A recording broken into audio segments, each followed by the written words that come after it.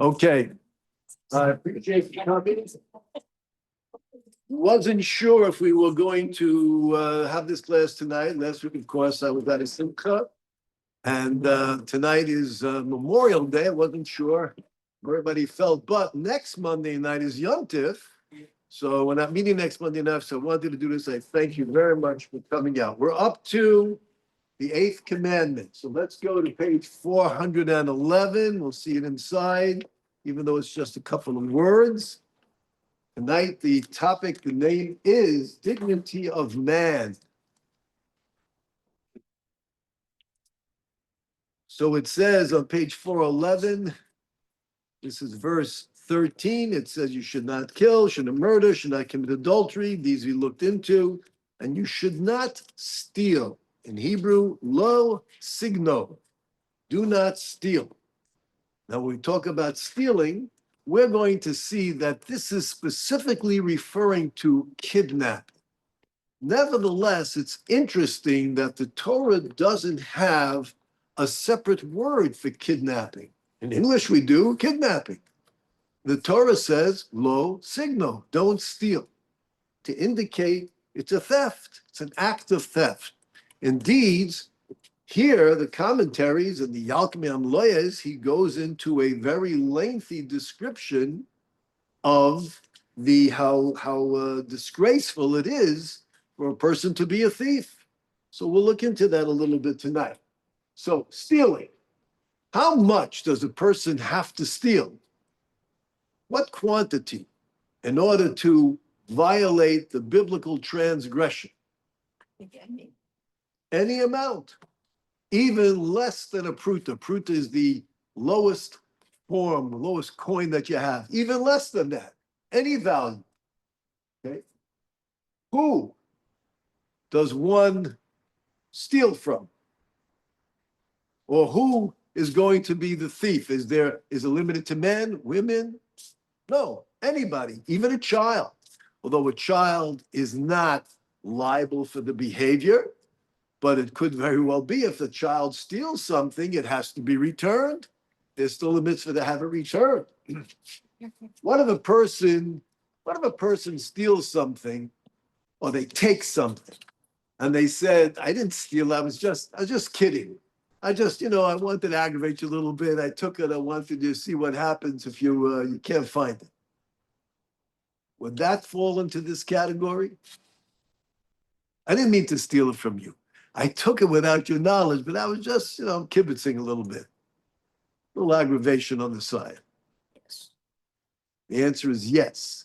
Even if a person is doing it, going to l'schaik, a person does it for a joke or for whatever reason, that is violating the biblical commandment. What if a person is just borrowing it? In Hebrew, they call this shoel shalom adas. I borrowed it. I took it without your knowledge. Now, if I happen to know for sure that in the past you've loaned this to me and you're okay with my taking it, all right, we're not talking about that. But what if I've never asked you for this in the past and I want to borrow it? Oh, you're not going to really mind if I borrow your pen or whatever it is. I just need to write down a phone number. I'm just going to take it without your permission. Would that fall into this category? Yes, it does. Shoel shalom adas is a gazlan, who the Talmud says the person is a robber, it's a thief, took it. Yes. If I steal a piece of chicken off of my wife's plate, is that stealing? Well, everything you own belongs to your wife anyway, so it matters not. Okay. What if a person takes something and says, yes, I stole it from you, but I'm willing to pay you 10 times its price. I took it from you with the knowledge. I even said to people, I'm going to take this from him. He doesn't know what he has, whatever it is. The most he can get for this is maybe $20. I'm going to give him $100. That is still theft. What about an animal? What about your animal going and seeing something and taking it? If your animal does it, then you might have a liability for damages that you caused that person, but you're not a thief. A person only a thief if they do it. So I'm not a thief, but I might be responsible for the damages that my animal caused you. Okay? In Proverbs. I asked, you said stealing and robbing, but isn't there a difference? Yes. Yes, usually a thief is someone who tries to do so in a clandestine manner without anybody knowing, whereas a robber is someone who will hold you up in broad daylight. Correct. But in both cases, you're stealing. All right. Proverbs, King Solomon tells us, chapter 29, verse 24. Cholek im ganav soine nafsh. He who shares with a thief hates his own soul. What does that mean, shares with a thief? It means if somebody is going to purchase something from a thief, I know this person stole it. I didn't steal it. I'll buy it from him. I'll purchase it from him. Well, the person who he stole from, no, he doesn't even know it's gone. I'm not taking it out of the jurisdiction of the owner. I'm taking it from this person. That's called cholek im ganav, as King Solomon says. You're sharing with the theft. I'm encouraging the theft. Such a person, King Solomon states, hates his own soul. Being involved, even in this indirect manner, is unacceptable. What if somebody stole something? Okay, and somebody else bought it. And now we're moving third party. Can I purchase property that I know is stolen? I'm not getting it from the thief. I'm not encouraging the thief. I'm purchasing stolen property. This person sold it to me. No, I shouldn't do it. What if I didn't know that it was stolen property? Okay, I didn't do anything wrong. But let's say the property was stolen from Ken. Somebody stole Ken's property, sold it to George, and I bought it from George. I didn't know I was buying stolen property. Ken comes along and he sees this is his. He's got his initials on it. He has absolute proof. So the proper thing to do would be go to the courts and this and that, and then you have to, who knows what headaches you're going to have. In Jewish law, would Ken be allowed to confiscate his property? And he's got proof, and he has witnesses. He can't just take the law in his own hand. He's got witnesses. And he says, this is mine. And he comes to me and he says, this is mine. So how do you know it's yours? Turn it over. And there he has his name, Ken Miller. He's got his name on it. With his birthday and his location, he's got all this proof. Would he be allowed to take it from me? Are you gonna keep it? Me? Yeah, aren't you gonna give it back to him? Well, I paid $100 for it. I don't want to be out $100. If he gives me $100, I'll give it to him. And Ken says, I don't want to give you a penny. This is mine. Does he have a right to confiscate this without reimbursing me anything? It's not simple. Yes, ma'am. I just think I'm thinking of all the looted art, the Nazis, that you have the original owners, and if through the ages, people could afford it and not know the origins. And That's right. And if we can prove it's ours, somebody can come prove it's theirs. What about all the property, the homes? After the war, when Jews would try to go back to their homes, foolishly thinking that they would be received warmly back in their hometowns in Poland and elsewhere. And they came back and they were threatened with their lives. And here they had their homes and everything, which nobody contested.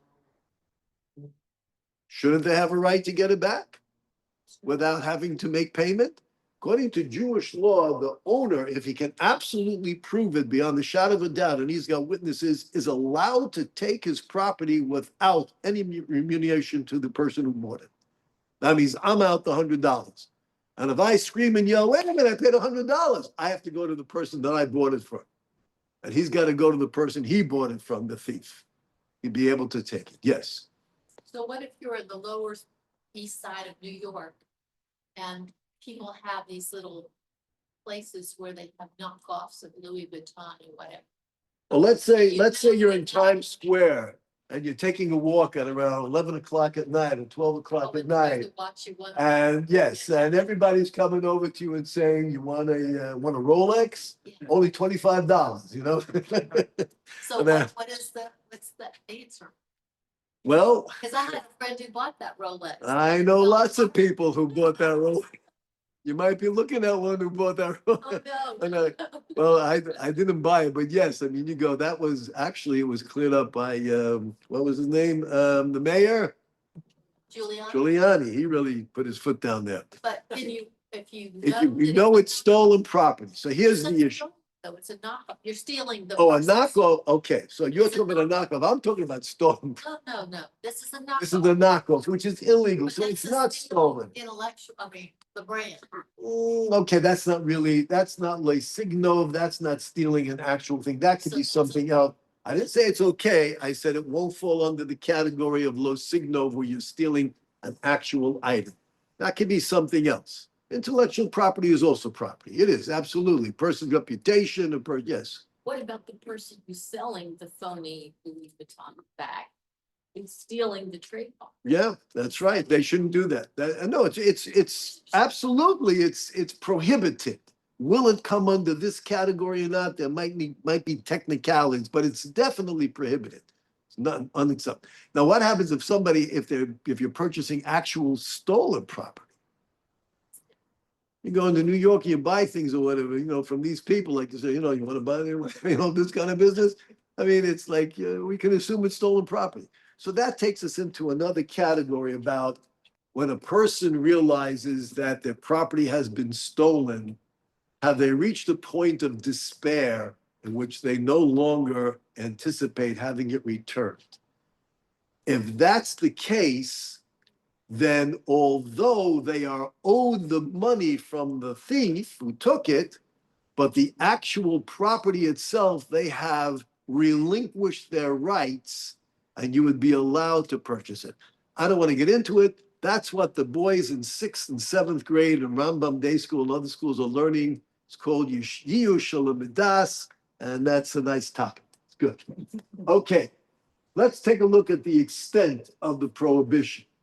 So when we say that we're not allowed to steal, can't steal an item, but what about cheating somebody on weights, how much it weighs, a scale, a measurement?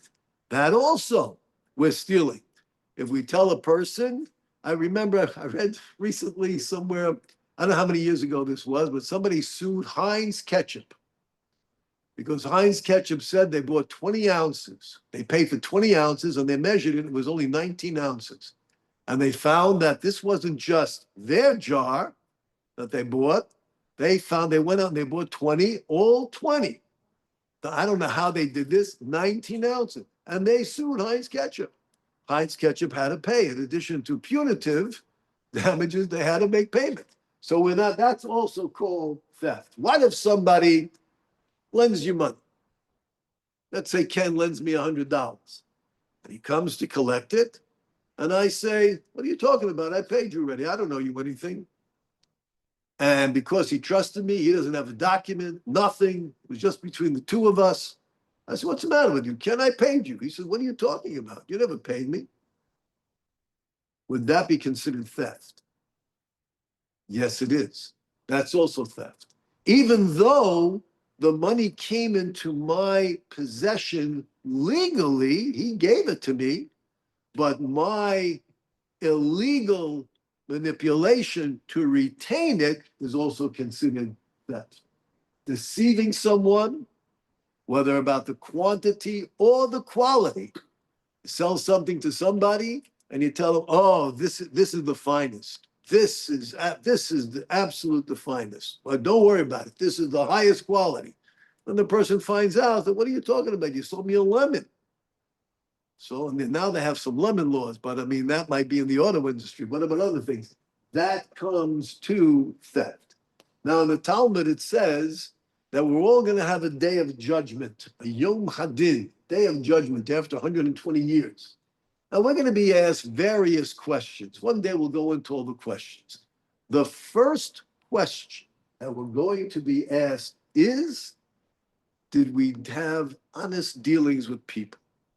Did we deal honestly? The Sasa and the Sata, did we do so faithfully, honestly? That is the number one question we're going to be asked. And we're not going to be able to wiggle out of it because the truth is going to be absolutely evident. This is how important it is for a person to pursue a life of honesty. And when you think about it, we live in a world that is so corrupt. On the contrary, anybody tries to be honest, they're taken advantage of, and then they're stepped all over. We're taught that a person who has stolen property in their possession, their prayer is rejected by God. They stole something, and they still have it. Even if they pray to God, no matter what, their prayer is rejected. Where do we see that? We see it in Leviticus chapter 1, verse 16, page 549. Let's go to 549.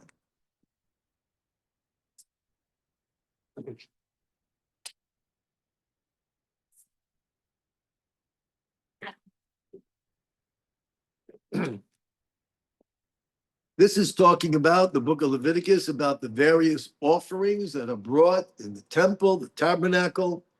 And it first mentioned about if an animal is brought. The animal is brought, we slaughter the animal, we take the various parts of the animal, and it's placed upon the altar. Now it speaks about what happens if one brings a bird. Let's start from verse 14. Dr. Sachs, would you like to read for us, please? Sure. One's offering to Hashem is an elevation offering of fowl. He shall bring his offering from turtle doves or from young doves. The Kohen shall bring it to the altar, nip its head, and cause it to go up and smoke on the altar, having pressed out its blood on the altar's wall. He shall remove its crop with its feathers, and he shall throw it near the altar toward the east to the place of the ashes. Okay. Something unique about the bird, which is brought as an offering, says we remove the crop.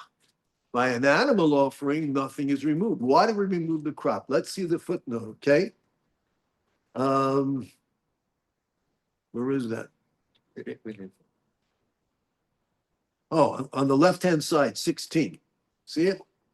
Go ahead, please. Its crop with its feathers. The crop is unfit to be offered on the altar because unlike animals whose grace can be controlled with fences, birds fly freely and eat whatever they find without regard to its ownership. Since the food in the crop is not fully digested, its contents are recognizable as stolen food. It is unseemly for stolen food to be burned on the altar. Animal offerings, however, do not present this problem, and their innards are offered on the altar. Now, the bird is not a thief. Bird is a bird. Bird is allowed to do what it does. But nevertheless, it came into the possession of this bird by a means of taking something that belongs to someone else. That's unacceptable to be placed before God. From here, they derive that a person who has in their possession that which came through theft, that person's offerings, their prayers, are also rejected. This is considered stolen food of the bird, and the entire crop is disqualified. What is the impact of theft? Theft obviously disrupts the basics, fundamentals of a society, law and order. It results in a social decay that continues to corrupt the social fabrics. What do I mean with these phrases here? The decay in the fabric. That it's a decay in human behavior that results in an infection that impacts on the environment and can impact on even animal behavior. Where do we see that? That's a statement that you should say, whoa, human behavior can impact, it causes a corruption, the whole fabric of society to impact on animal behavior. So this is what took place by the flood. We know, let's go to Genesis, let's go to page 31, chapter 6, 11 and 12. We learned 2 weeks ago when we were doing about Lesinov, adultery. We saw that the generation of the flood, as it said, that the men took any of the women that they desired, whoever they desired. The immorality was rampant.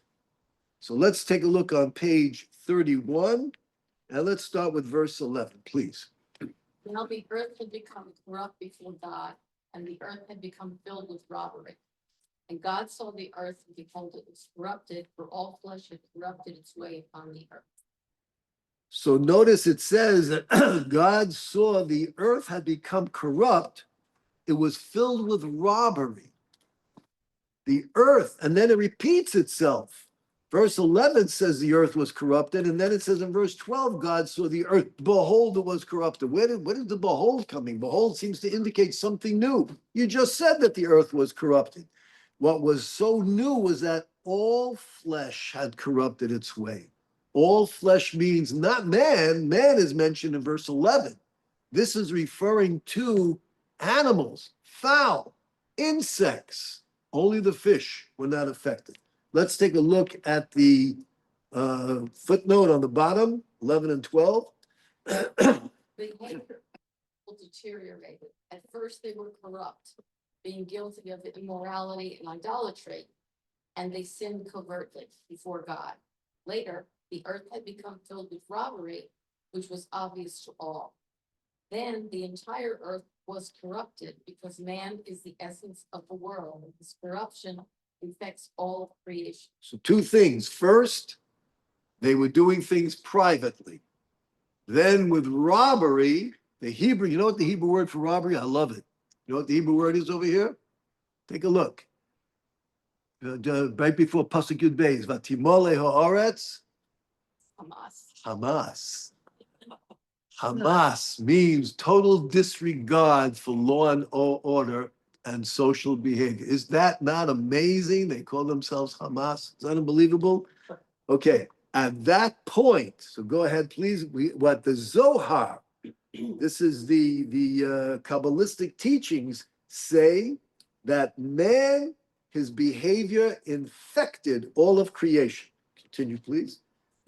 Such is the progression of sin. It begins in private when people still have a sense of right and wrong. But once people develop the habit of sinning, they gradually lose their shame, and immoral behavior becomes the accepted, even the required norm. In Noah's time, the immoral sexual conduct of the people extended to animals as well, until they too cohabited with other species. The Midrash teaches that they stole from one another in pity, that were not subject to the authority of the courts. Though this is not the greatest kind of sin, it is morally damaging in the extreme, because thievery within the letter of the law weakens the conscience and corrupts the social fabric. I mean, and this is so true. We see it today, that people have lost their shame and immoral behavior becomes accepted. I remember when I was in high school and some of the rabbis were talking and discouraging us from watching television, that they felt it was such a bad influence. It was horrible. Now, you know what they were talking about? They were talking about Abbott and Costello and I Love Lucy. Well, I was in high school in the early 60s. I mean, what shows did they have over there? Dick Van Dyke, where they all had separate beds and everything or whatever. That was considered to be shameful to be presented. But it continued. And where are we now? I don't want to know. So it says that when the earth became filled with this robbery and God saw that the whole earth was corrupted, all flesh was infected. Then in verse 13, God said to Noah, the end of all flesh has come before me, for the earth is filled with robbery through them.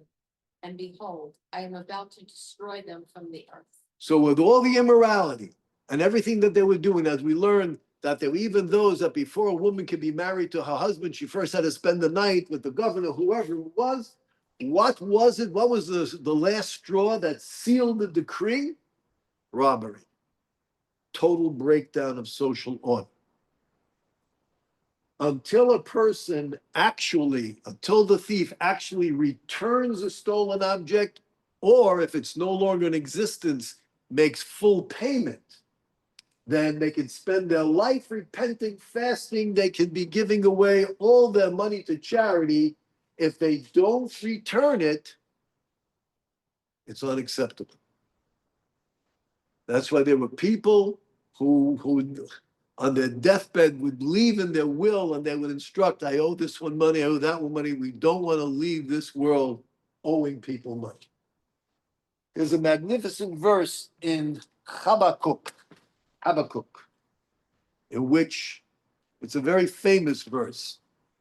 And this is a fabulous chapter, actually, chapter 2, in which God is saying to the prophet, I'll start with verse 3.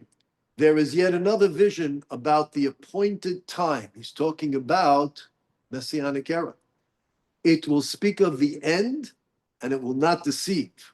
God is telling the prophet to tell Israel, what I'm about to tell you is rock solid.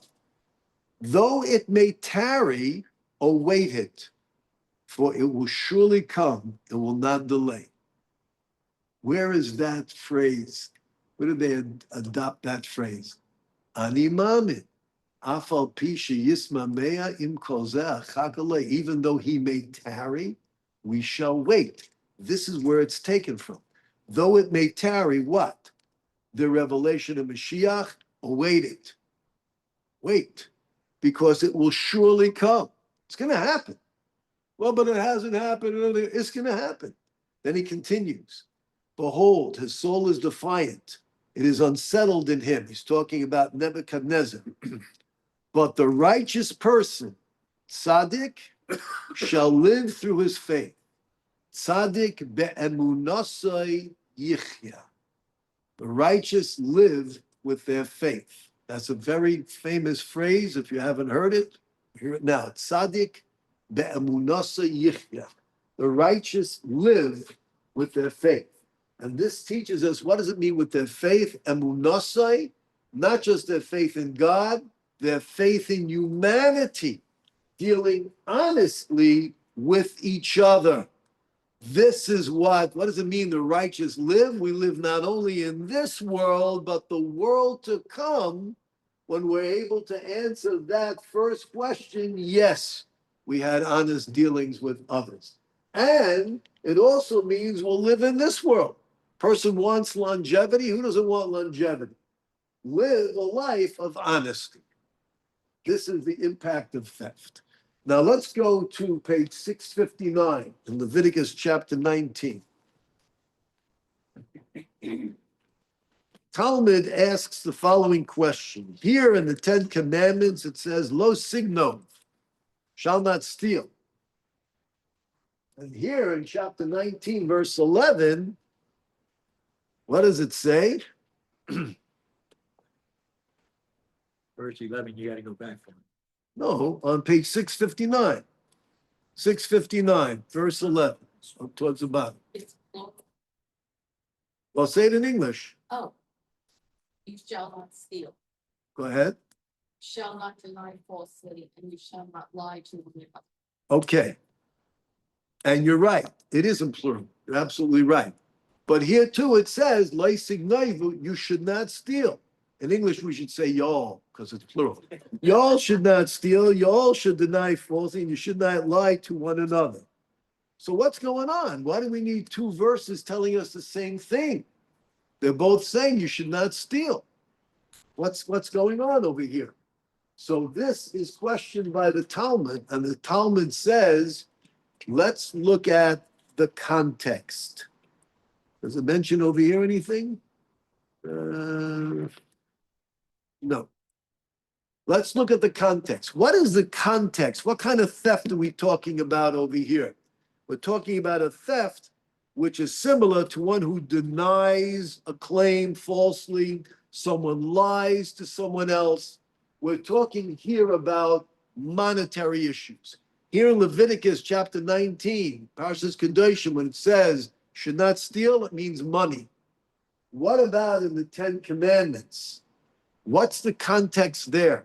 What preceded? We're discussing commandment number 8, don't steal. What preceded that? What was number 6 and number 7? Excuse me? Murder and adultery. Okay?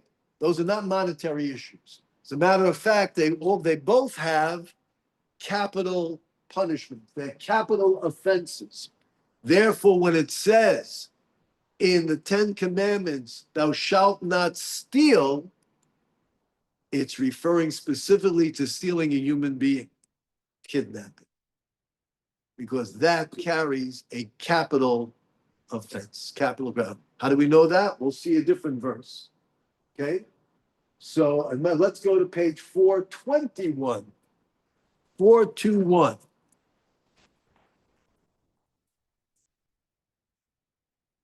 Got a lot of exercise for our fingers. Except I can never turn that last page. They stick together. They stick together. The last one always sticks together. All right, let's see. We want 421. We want verse 16. What does it say here? Parshas Mishpat. One who kidnaps a man, sells him, and he is found to have been in his power, shall surely be put to death. Here it says, Gonev Ish, one who steals a human being, a man. That's kidnapping. And it tells us that if he kidnaps him and sells him, and he was found in his power, meaning we found that he was the kidnapper, capital punishment. He was warned, witnesses. So all this trafficking or whatever they've got, it can result in Jewish law with capital punishment. Pretty severe, isn't it? Very severe. These hostages, the people who took them as hostages, they absolutely deserve the death penalty. There's no question.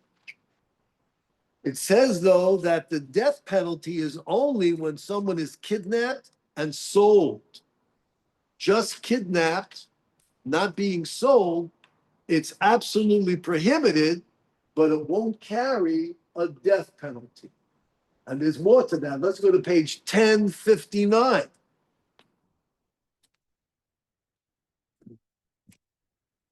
We have a further qualification here. Chapter 24, verse 7. This is Parshas Kiseitse. If a man is found kidnapping a person, his brethren, among the children of Israel, and he enslaves him and sells him, that kidnapper shall die, and you shall remove the evil from the midst. See, here it tells us we find the man who's kidnapping a person. You notice in Exodus 21, it says someone kidnaps a man, not a person, a man, Gonev Ish. Here it says Gonev Nefesh. You kidnap anyone. Over here, it says Ki Imatze Ish, if you find a man kidnapping anyone. In the book of Exodus, it says if someone kidnaps a man. Okay, we'll see why it changes in a moment. So if someone kidnaps someone of his brethren, what does that mean?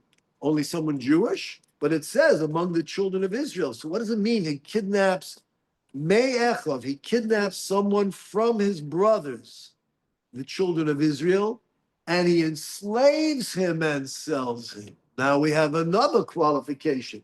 The death penalty is when not only did he sell him, he enslaved the person. We'll define that in a minute. And it mentioned brethren. Why does it mention brethren? That he stole him me'echov. He stole him from his brothers, meaning he took him from his family. Which means what happens if, let's say, one parent, they're fighting over the children, getting divorced or whatever, and one parent steals a child from the other. Steal the child and they get on a plane and go away. Would that be kidnapping according to Jewish law? Yes. Say yes. Because this person had custody and the other one came, spouse came and took the child. And the Talmud says it's not kidnapping because the child has not been removed from family. The child was with the mother. Now the person broke the law, whatever it is, put him in jail, the whole thing. But is it kidnapping? No, because the child still had the sense of safety and security because they were with a parent. And that's very far reaching. Only when the child is removed from the family, that's what it means. You took him from his brethren, from his mishpacha. Who are the parties, the principals in kidnapping? And one verse says, if a man kidnaps. The other one says, if anyone kidnaps. To tell me that the kidnapper can be male, female, makes no difference. One verse it says, if someone kidnaps a man. The other one says, if a man kidnaps a person, to teach us that the kidnapper is liable, whether he kidnapped a man, a woman, or even an infant. As long as they have kidnapped them, enslaved them. What does it mean to enslave? So this is going to shock you. To enslave means even if there's absolutely, you made the person work for you for something that's worth less than a penny. It means you use them. How? The Talmud gives an example. It says you kidnap the person and you're tired and you lean on them. You use them just to lean on them. That's considered using them. That's considered enslaving them. That they are my property and I use them. Isn't that what the brothers did to Joseph? Oh, that's a great question. Excellent. Hold on. We'll see if we have time to get there. Okay? Work my way down here. What if the person kidnaps someone, okay, not his child, kidnaps a child, and then sells the child to that child's, what are their parents? Instead of the divorced parent kidnapping his own child, someone else did it. Said, here, sell him to you. Would that be kidnapping?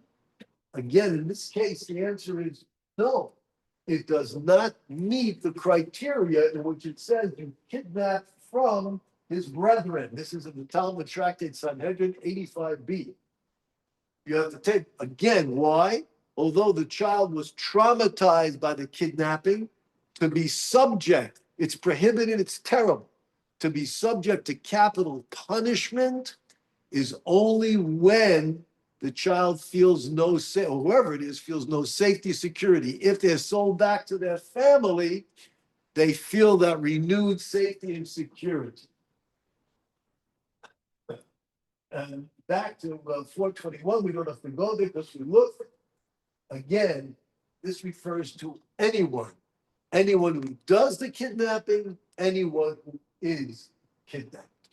Why is the kidnapping? And if you tell me you stole somebody, you know, the trafficking that goes on and you destroy their lives or whatever. But according to Jewish law, even if you stole the person and we make them do simple housework at home. Nothing much, nothing degrading, nothing that hurts them. And yet it could carry a death penalty. Well, because the Torah is showing us what is the dignity of man. That is, what is the value of life? Judaism values life. We had this when we spoke about shalt not murder, in which we said that the value of life, even if a person is in the last stages of their lives, every minute that they are here is precious. We don't know God's plan. Maybe these last hours are to enable them to have difficulty in this world so the next world will be pristine. Or who knows what God's plan is. And that's why we said that suicide, we learned is prohibited, and even to have medical means by which we hasten a person's demise, we don't want to do that. And we spoke about what if they're attached to machines or whatever. Okay, that's a different story. We discussed it. The value of life, taking a human being and reducing them to property, that is fundamentally opposed, diametrically opposed to the principles of Judaism. And we mentioned that we have 10 commandments, 5 on one side, 5 on the other side. And we said that they correspond. That means that mitzvah number 3 corresponds with mitzvah number 8, because they're both the third. So the third mitzvah was not to use God's name in vain. What does that have to do with kidnapping? I understand we believe it. I am the Lord your God. Don't take a human life. I understand it's killing a person, denying God's creation. Don't commit adultery. Don't follow idols. Both acts of betrayal. What does not using Hashem's name in vain have to do with kidnapping?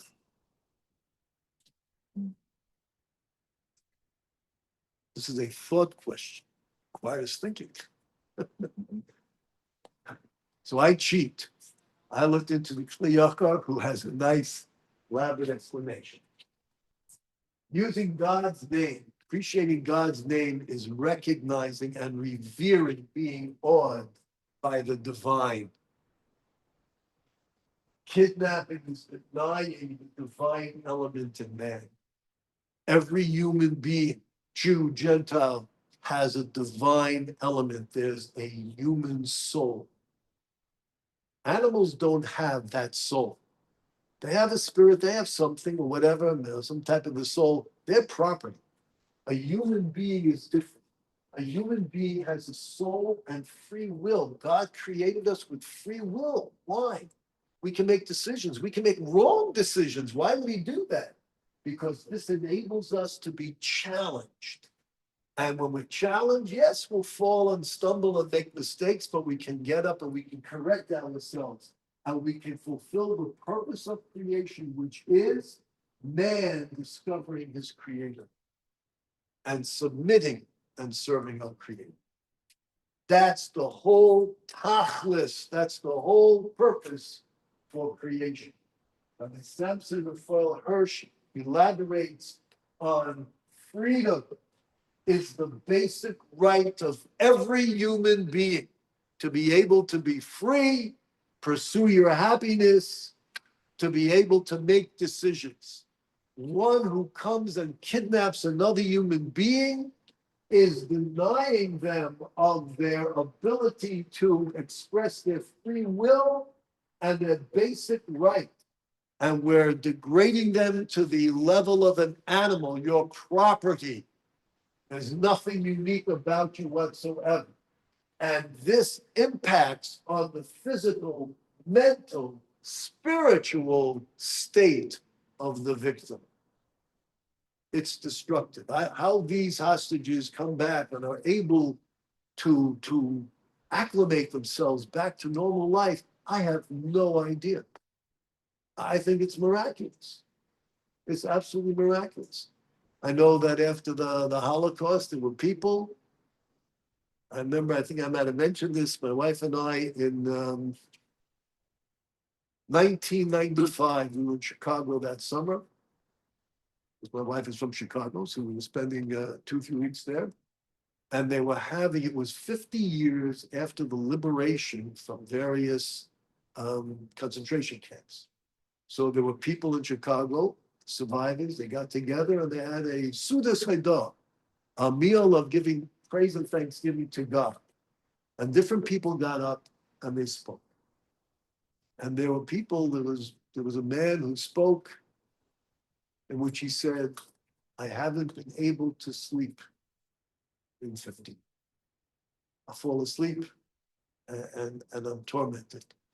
Sleep 2-3 hours and I'm up. Go back and sleep 2-3 hours and I'm up. Can't do it. Others, how they survived was basically they said, I became mentally numb. I became literally devoid of the reality in which I found myself. I sank to a level of survival. I just need to get by another day, another day. It's incredible. They have testimonies from people that they had in Nuremberg. They were put on, many of these Nazis on trials, and they had survivors and people, what they went through.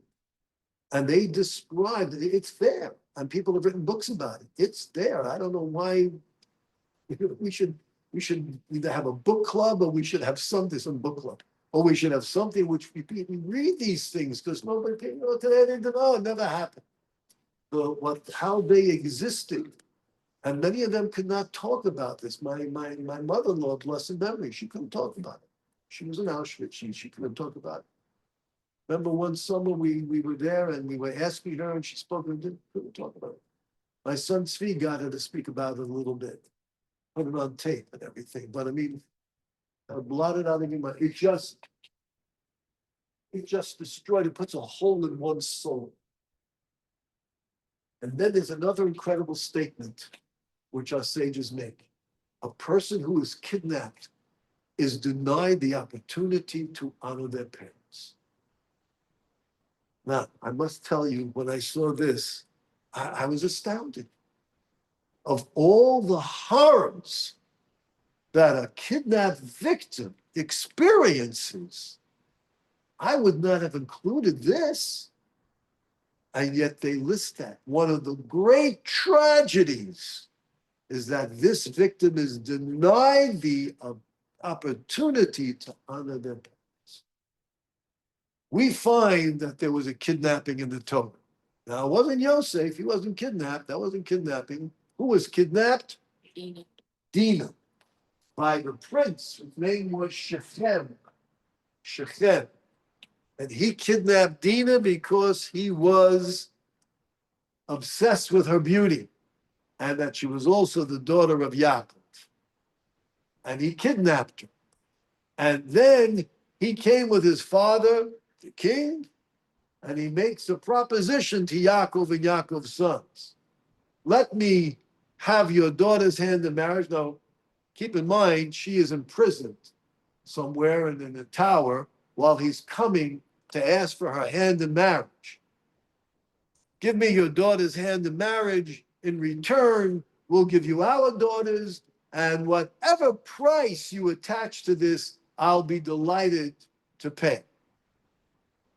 The brothers, realizing that they were dealing with somebody, a kidnapper, one who is devoid of the knowledge of the value of life and the divinity that is found within man, so they deceived him, which they were allowed to do in order to rescue their sister. They rescued her, and they put him, Shem, and those who defended him, they put them to death. They carried out a death penalty. Now, Kent asks, what about Yosef's brothers who took Yosef and sold him? Now, this point, who raised that point? Who raised that point to the Jew? Who? Roman Emperor. That is correct.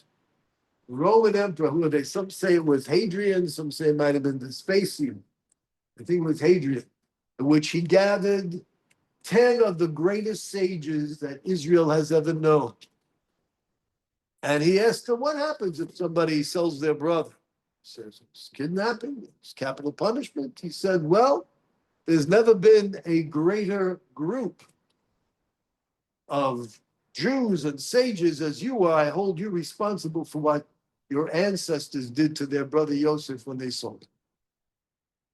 And each one was put to death, not at the same time. There might have been months or even years in between. And this we say on Yom Kippur, the Asor HaRugi Malchus, the 10 martyrs.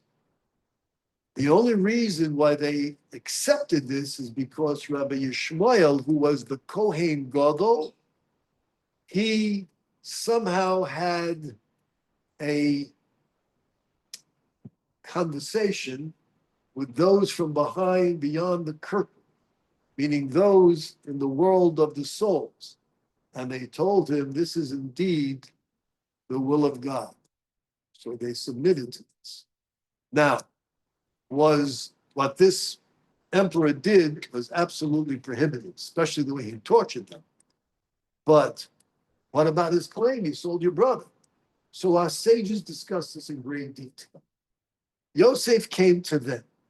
Keep in mind that Yosef, when he was 17 years old, although he was already an incredible human being, he did make a mistake. He made a terrible mistake. He thought he saw flaws in his brother's character. And he addressed it. They didn't accept from him. He's younger. So he made the terrible mistake of going to their father and basically snitching. It wasn't his intent that they should be hurt, but on the contrary, I addressed it to them and they dismissed me. So I bring it to your attention. You think about it, is that such a terrible thing? No. But in the eyes of the brothers, there was more going on over here. You know what was going on? And what was going on was all orchestrated by the great enemy of the Jewish people, Lavan, their grandfather. What did Lavan have to do with this? When Yaakov worked for Lavan, who did he ask for to marry? Rachel. And who did Lavan give him? Leah. And then he willingly, 1 week later, he said, Yaakov said, you deceived me. He said, I'll tell you what, wait a week, give your Rachel too. And you'll continue to work. Our sages say, Chaim and others, Lavan's plan was to cause a sibling rivalry that has never been equaled. Two sisters married to the same man, which will be the main wife, whose child is going to be considered the firstborn to succeed Yaakov. It was supposed to be Rachel. It was supposed to be Yosef. But Lavan's plan was that he was going to plant these seeds of animosity. And the brothers assumed that indeed Yosef was trying to manipulate Yaakov and cause them to lose their portion maybe in the world to come, losing favor in the eyes of Yaakov, and that Yosef would be the firstborn and everything. And after all, this is the Yosef who came to them with his dreams. Their stalks of wheat are going to bow to his stalk of wheat. The 11 stars, which are his brothers, and the sun and the moon are going to bow to him. We know what's going on. They sat and they reasoned and they discussed. And they said, Yosef is trying to cause us to lose our place in the world to come. And therefore they said, you know what? He's deserving of death, but we're not going to kill him. We'll sell him as an act of mercy. So there's a lot going on over there in that kidnapping, so to say. There's a lot happening. But the pure kidnapping that we see in the Torah that was done for lustful reasons is that of Shechem. And by the way, the area of Shechem, where Dinah was kidnapped, that was the area where Yosef was sold by his brothers. And that is the area which has been a thorn in our sides until this day. What is Shechem today in English? Nablus. Nablus has historically been a source of sorrows for the Jewish people. Even today, Yosef, the righteous, is buried there in Shechem. It's very difficult to visit his grave because it's a West Bank city and you don't know what's going to happen.